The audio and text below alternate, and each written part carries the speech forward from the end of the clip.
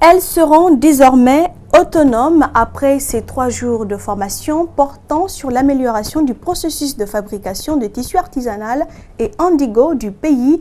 Initié depuis 2007 par le Congrès international aux États-Unis, Africa Femmes Performantes est destiné à promouvoir et développer l'entrepreneuriat des femmes à travers le monde. Suivez le compte-rendu d'Amina Tassila.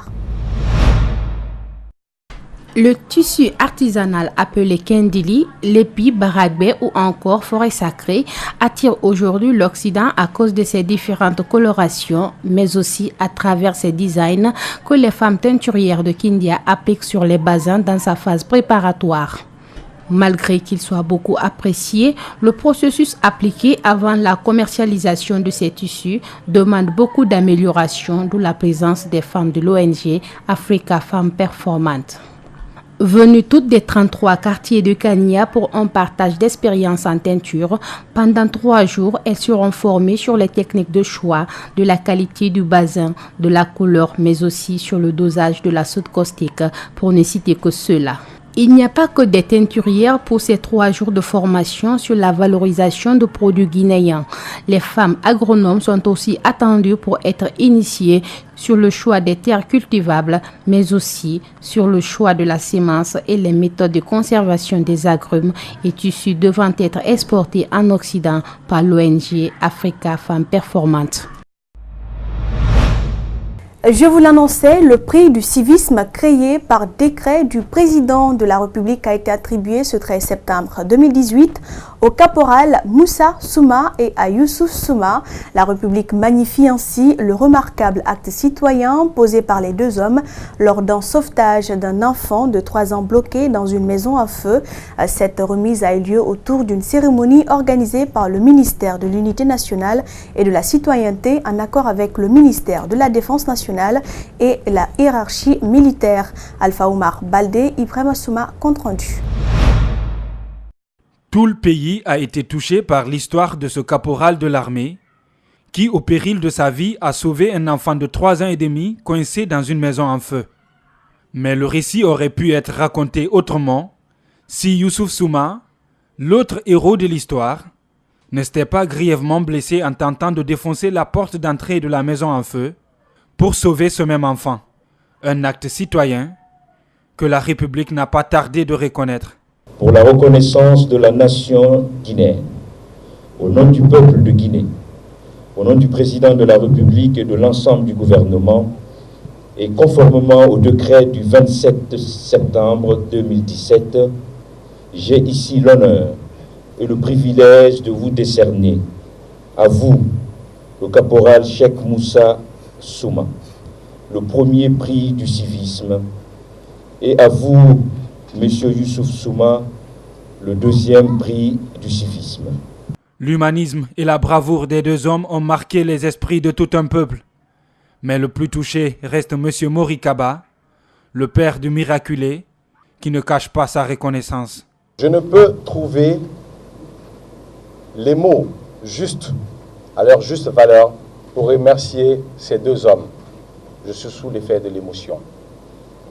Mais désormais, je voudrais vous dire que cela est un élément essentiel, une preuve à tous les Guinéens que nous devons nous unir désormais pour bâtir cette nation, car l'essor politique, économique et social de ce pays ne peut se faire sans nous les Guinéens.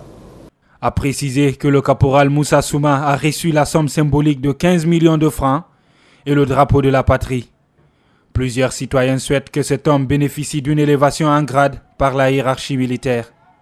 Youssouf Souma a quant à lui bénéficié d'une somme de 12 millions de francs et le titre d'ambassadeur du civisme dans les écoles et auprès des jeunes.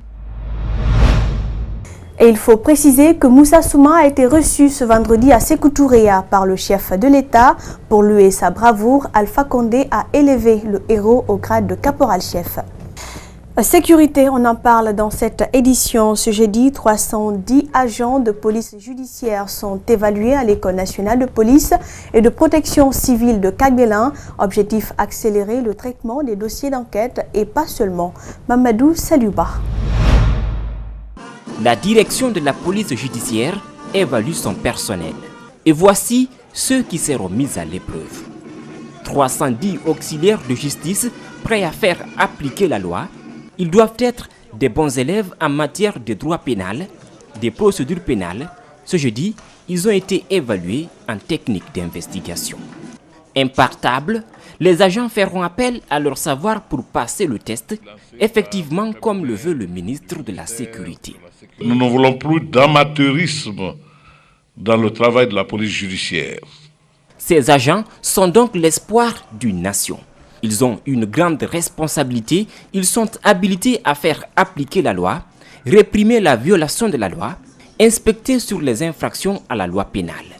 Cette évaluation vise donc à faire un tri, sortir les meilleurs des meilleurs en technique d'investigation. À la police judiciaire, c'est le dernier escalier, c'est le rempart un peu entre les services régaliens de sécurité de l'État et la justice. On dit police judiciaire, c'est la police de la justice.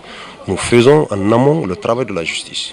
Les distingués auront droit à une formation et contribueront à lutter contre l'insécurité et les prises d'otages. Le ministre de la Sécurité annonce d'autres mesures pour un climat de confiance. On aura également à mettre en place des structures telles que, qui vont lutter contre la délinquance financière, le trafic des stupéfiants, le trafic transfrontalier des êtres humains. Et soyez sûrs que comme point rentrant dans les actions classiques d'une police judiciaire ne seront laissés en compte. C'est donc la fin de la récréation qui sera bientôt sonnée.